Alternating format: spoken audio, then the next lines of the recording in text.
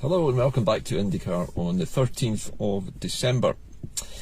In the news recently, you will probably have noticed that Humza Yousaf features very prominently, especially on the pages of British broadsheets and tabloid newspapers here in Scotland. And of course, none of the coverage is in any way positive. Having observed the way that Humza Yousaf, I think he's not just his behaviour, but the way he's carried himself through all kinds of crises, particularly with his own family, and with his overseas diplomatic visits, I think it's fair to say that the UK media has now turned its guns on Humza Yousaf. Having trashed the First Minister, or previous First Ministers of Scotland, notably Alex Salmond and Nicola Sturgeon, the media is now turning its attention to how to basically, I suppose, discredit Humza Yousaf. And the tactics that they're using are not that unusual. The far right and I think the Tory-controlled press in the United Kingdom are making every attempt possible to portray Humza Yousaf as in some way sympathetic to Hamas. Now, I think this is a gross a misrepresentation, would be putting it mildly. They're attempting to portray Humza Yousaf as being sympathetic to Hamas. And from what I can see of the coverage in the newspapers, they're basically condemning the man for not condemning Hamas. Now, I know for a fact that Humza Yousaf made various condemnatory remarks about Hamas when they attacked Israel in the first place.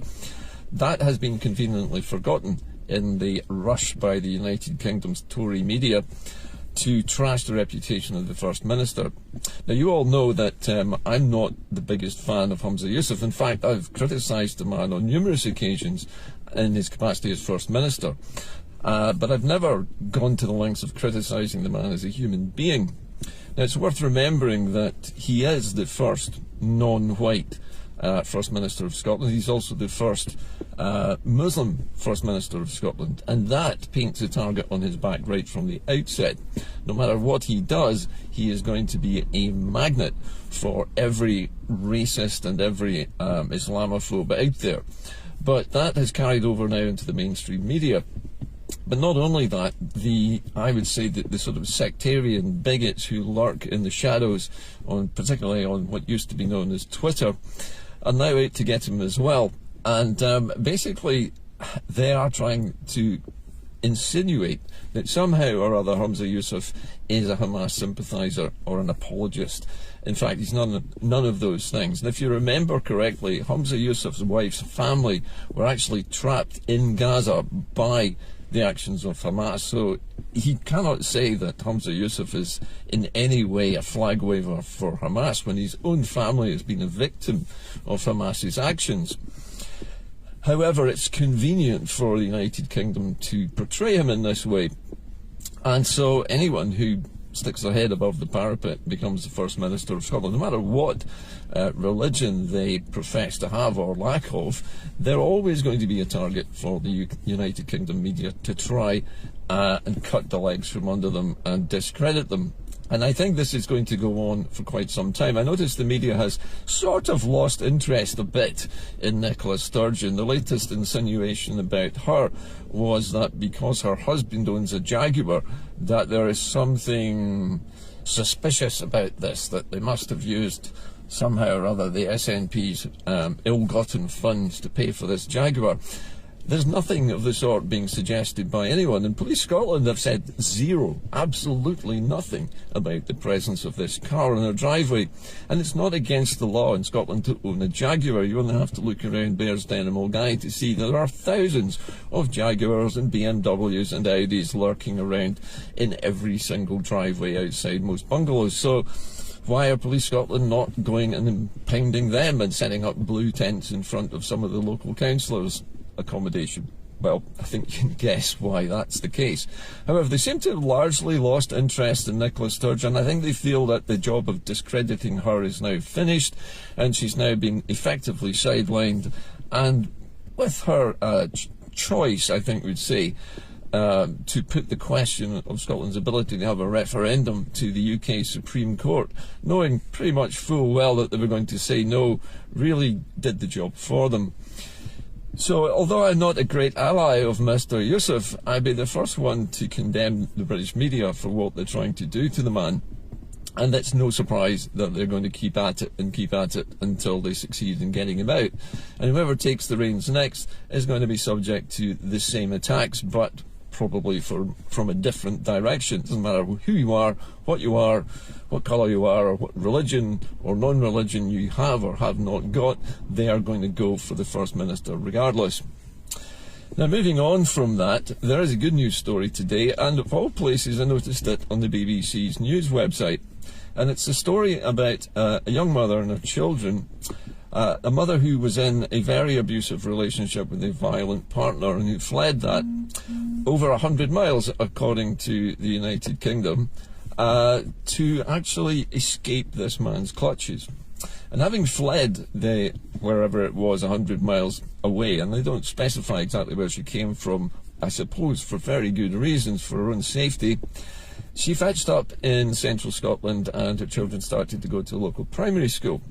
And there was some concern that the children might, having been traumatized by this previous experience, might find it difficult to settle into a new school and get the support that she felt they needed. However, that's not been the case, and she cited quite clearly the Scottish Child Payment as a major help in getting her children established and settled in a new location. But not only that, she pointed out the fact that in a lot of Scottish primary schools, particularly in deprived areas, the charity Bernardo's has staff in those schools to help support those children. This was something actually I didn't know, but it's gratifying to know that Bernardo's has taken this action. And presumably the local authorities and the Scottish Government is aware and helping Bernardo's to keep their staff in these schools. But it was a good news story because the children settled in quickly, have adjusted to the new surroundings, have made new friends, and according to their mother, are happier than they've been for many years. So a very good news story, and it shows that things like the child payment and the actions of the third sector in Scotland are making Scotland's schools an awful lot more appealing and safe for children from abused families. So this is a good news story, and it's nice for a change to see something good about Scotland appearing on the BBC's website, but it may just be something that slipped through the editorial trawl that usually is there to prevent any good news from leaking out to the people of Scotland. Now that brings me to the topic of the next subject, or subject of the next topic, whatever. Anyway, the next topic, which is, of course, Scottish media, or the lack of it. It was pointed out recently, in fact, several years ago, by Paul Kavanagh, as he was then, now known as Wee Ginger Dog, and he took part in a programme, or in fact a documentary, about Scotland's lack of any independent media. And Paul was pointing out that in the small nation state of Moldova, which actually borders Ukraine, there is a tiny sect of a particular race who are almost unique in Eastern Europe, and I think they number 50,000 people in a small enclave in Moldova, and even they have their own independent television network. And yet Scotland, out of every single nation in the world, and I'm including everybody here, is the only nation on the planet which does not have its own free, fair, unfettered, uncontrolled media that's not controlled by somebody else's country. We are unique in the world in not being allowed to have an independent news media. And that is the reason, essentially, why IndyCar is still here, because in lack of any unbiased Scottish media, which is not beholden to the United Kingdom or the BBC or the taxpayers or anybody else, in lack of that, the only people who actually put out any news to Scotland which is not heavily tainted with Britishness are people like myself and other independence bloggers who make regular content every day. Now, obviously my show is unusual because it's highly political. It's also polemic, and everybody knows that I support independence. I make no secret of that, but I do try to be balanced as much as I can in what I report. People often ask me why it is that I don't join a political party and why I don't run for office or run as an MSP candidate or whatever. And I did, as you may know from my recent history, flirt with the idea back a few years ago, before ALBA even existed, when I was briefly a member of the Independence for Scotland Party, the ISP. Now, I backed out of that before the selection process got underway for a number of reasons. Partly the fact that I knew that Alex Salmond was about to take control of ALBA, and that would change the political landscape and make it more difficult for the ISP to function. But also because I realised that if I joined a political party, I would not be able to make broadcasts like this in the way that I do now, because I would be limited by what I could say. Politicians, unlike individuals like myself, are not free to speak their own minds. They have to follow the party doctrine, they have to follow the party's policies, and they would not be allowed to stray off topic and actually speak their own minds and talk about what they think really should be done. And so I eventually decided not to become a politician. And the other reason I decided not to become a politician was precisely for the reason I outlined with Humza Yousaf. As soon as you make your presence felt as a politician in favour of independence, you attract all the flack from the United Kingdom media, which, as you know, we are forced to put up with uniquely in the world, as the only country in the world which has to get propaganda from its next door neighbours. So I felt it was more important for me to stay independent and be able to talk to you independently and speak my own mind without worrying about stepping on the toes of a political party or its policies. In the process, it allows me to make constructive, I hope, criticisms of the parties of independence. I don't like to attack the parties of independence just for the sake of it, and I certainly don't like making personal attacks on any politicians at all, if I can possibly avoid it. But I do question their decisions, and I think it's only healthy in a democracy for people to actually speak out when the parties they support and vote for are doing something which they think is wrong or a mistake, and it's important for somebody to be able to say that. So IndyCar will continue to exist until it's not needed anymore. It will probably continue to exist past the point where we do have our own independent television media. And I predict that there will come a time in the next year or two when a new Scottish television channel will be launched. Probably a commercial channel, because that's the best way of supporting the channel. It's hard to work with subscriptions, as many other people have tried and failed over the years to produce Scottish content using a subscription channel. The only reason I can do it is simply because my supporters help me to compensate for the time it takes to make these programs by basically giving donations to my fund, and that is what keeps IndyCar going. So the reasons I'm not a politician is not because I wouldn't be any good at it. I might be okay at it, I don't know, but I think possibly the reason I don't want to do it is because it would not give me the freedom that I have here to talk to you. I am not, as some people have portrayed me on the, I would say, the mainstream media or in the unionist bloggers sort of weird mindset, some kind of egotist who just does this because I like hearing my own voice. I'm very much more introverted than that, and I don't like public speaking. I'm very nervous in crowds of people.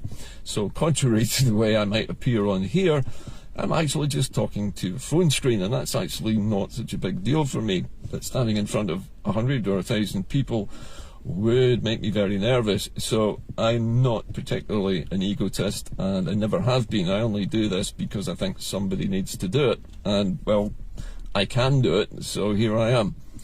So I'm going to continue with IndyCar as it currently exists, and I'm going to continue doing that for as long as I'm needed, and I hope you will all stick with me, because someone needs to be here to comment on what's going on at the moment, and I think the attacks on Humza Yousaf are going to get worse. There's going to be an awful lot more Islamophobia being stirred up in Scotland by the unionist media, because that's how they work.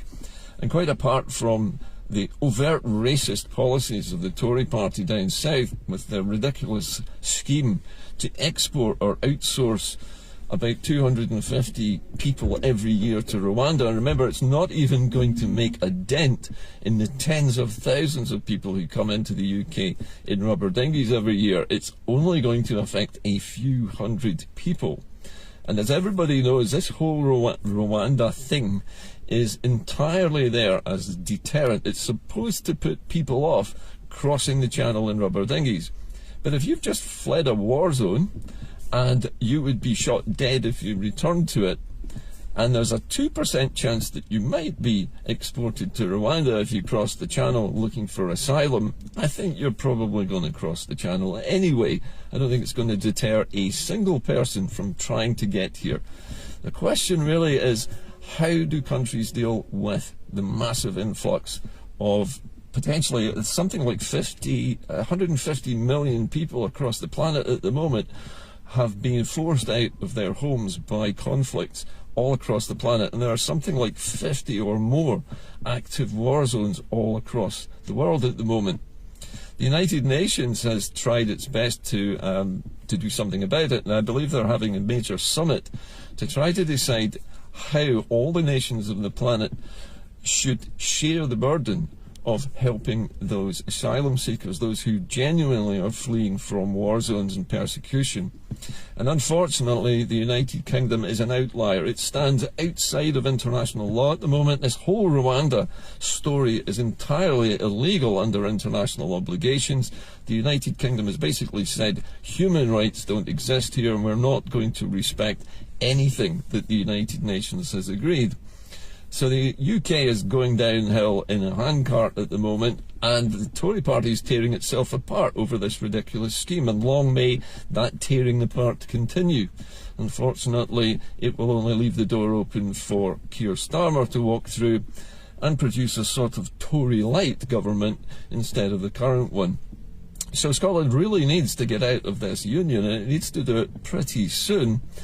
And I think for the SNP, they need to think about how they move forward from here, and also how they prevent Humza Yousaf from having to take more of these ridiculous Islamophobic and racist these ridiculous comments that are being made in the newspaper headlines about his actions or lack of them with regards to Hamas. Hamas has nothing to do with Scotland and nothing to do with the First Minister. And the business of making contact with other world leaders as the leader of Scotland, which as a nation is down to the First Minister. So visiting the Turkish president would have come under that remit. That's his job. His job is to make contact with other countries, to improve trade links and cultural links with those countries between Scotland and them, and that is what trade missions are all about. And that requires no permission from David Cameron or from the Foreign Office or any kind of minders to make sure that he's watched while he's talking to these people. Honestly, it is ridiculous that a nation the size of Scotland is deprived of any unbiased news, any unbiased and unfettered television production, and at the same time none of its politicians, even the most senior leader, are allowed to talk to any governments outside of the United Kingdom without special permission from David Cameron. So it's time that we all got our act together and stayed together. IndyCar will be here for the long haul, and it will be a long haul, and IndyCar will appear on any television news channel which does come into existence in the next few years. So I'll be here, I'm not going anywhere, I'm not going to join any political parties, and you can at least trust that somebody is going to stay the course, even when things are looking as bad as they are now. Anyway, that's it from me today. I hope you found this show a little bit more uplifting than the last ones, and I'll continue to cover the news in what I think is the best way, rather than what any political party thinks might be the best way. Anyway, I'll see you soon. Thank you for sticking with me to the end. If you can afford to donate, I'm always grateful for any donations. Even a couple of pounds here and there makes all the difference to being able to make these programs. So thank you to all of my current donors and past donors. And thanks to you, I'll be able to continue into the future for as long as is necessary. I'll see you soon. See you in a few days. Bye for now.